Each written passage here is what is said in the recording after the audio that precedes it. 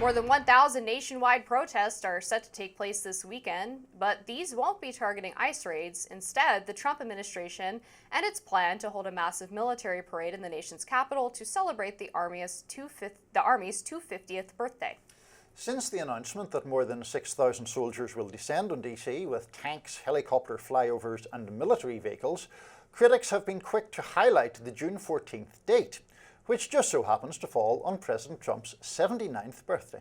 Progressive group Indivisible, a group of former congressional staffers, is helping organize the nationwide protest dubbed No Kings, posting on Blue Sky, "We will not cower even in the face of Trump's militarized escalation. On Saturday, we are going to rise up across the country in defiance of this administration's authoritarian agenda."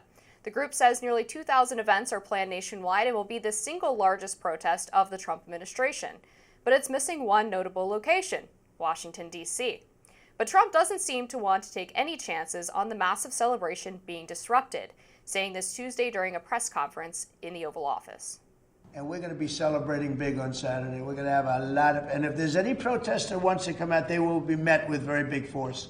By the way, for those people that want to protest, they're going to be met with very big force. And I haven't even heard about a protest, but, you know, this is people that hate our country.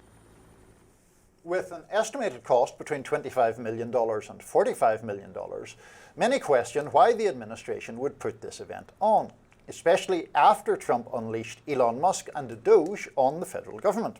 The Southern Poverty Law Center even put out a list of 5 things the money could pay for, such as 14 million lunches for high schoolers, funding Medicaid coverage for almost 6,000 eligible people for the year, or even covering a year of disability compensation for more than 7,000 military veterans. I imagine this is one we're going to have very different views on. I went first when we were talking about Bob Costas, so why don't you lead us off here with what you Sure, will do. Well, I'm very excited about the parade. I think it's going to be awesome. Look, I know there's been a lot of talk about, oh, this is Trump demonstrating his authoritarianism. This is the Army's 250th birthday. It's also Flag Day. June 14th, 1775, the U.S. Congress established the U.S. Army, and I think it's definitely worth celebrating. This is also a massive advertisement at a time when they're trying to turn around military recruitment numbers, and it's also a great exercise of American strength when we have so many conflicts on the global stage. And this is not the first time we've had a military parade in the United States. There was one in 1991 following the conclusion of the Gulf War. There was one in 1942 as the U.S. started its involvement in World War II, another one at the end of World War II, and then there are a lot of local parades that happen throughout all kinds of different celebrations. And you know, I remember growing up in a small town, these times where we got to see our veterans walking through the streets was a time of great excitement and great patriotism. And I think we could use more of that in America. Sure. I think that this event that is forthcoming here on Saturday is one of those that is seen through a completely different lens, depending on basically whether one is of a more conservative or more liberal viewpoint. And you just outlined the conservative view very well. For people who have misgivings about it, or more than misgivings, the problem, I think, is this coincidence of the 250th anniversary with Trump's birthday. He will obviously be there, as it were, reviewing the troops, and this comes against a backdrop of the deployment of the National Guard in Los Angeles, the deployment of US Marines in Los Angeles. The fear, I think, among liberals is that this is a display of sort of strongman power and militarism and the identification of Trump with that military power. That's why I think so many people have objections to it. Now, it is certainly true that, you know, you and many millions of other people see it differently, and me and millions of other people will remain critical of it. What I did find quite objectionable in the remarks of Trump's that we played there from the Oval Office was not so much the question about protesters. It was the definition of protesters as people who hate our country.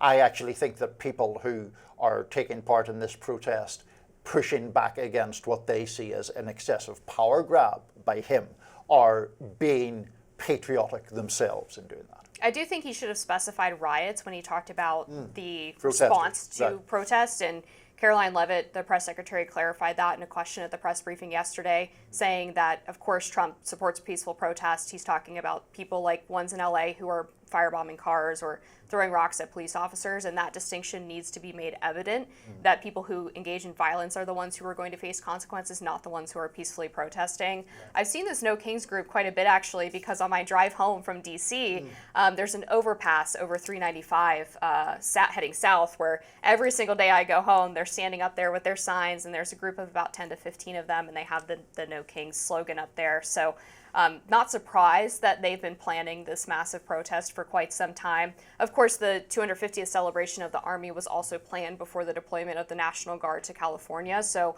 although people might connect those two things, of course, it is important to point out that this was a long time in the making. And then, of course, we also have the 250th celebration on July 4th coming up, which I think a lot of people are very excited for as well.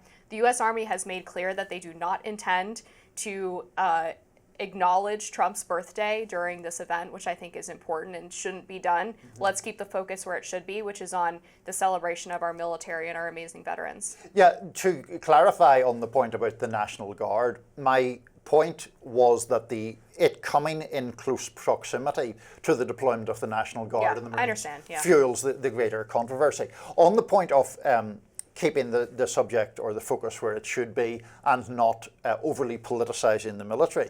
That did not work, I noticed, terribly well in Fort Bragg earlier this week, where Trump was speaking in front of troops. Now, lots of presidents speak in front of troops. The problem here was that when, for example, he made negative reference to Gavin Newsom and to Karen Bass, some of the troops were clearly joining in the booing of their names. And there were a couple of other instances that can be easily enough found on social media or elsewhere of the troops obviously endorsing a very political message from him.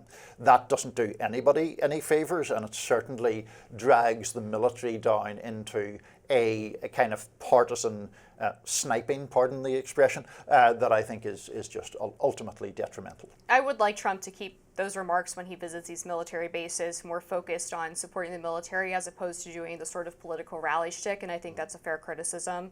Getting into the price tag on this this rally or this celebration, which a lot of people have pointed to, I do think, comparing it to the DoD's larger budget is important. In 2023, they spent $1.1 billion on advertising. This is, $43 million? And it's probably the best advertisement that the Army could ever have. So I also think celebrating the 250th anniversary is worthy of that price tag. So obviously reasonable people can disagree about that, but I think it's well worth it.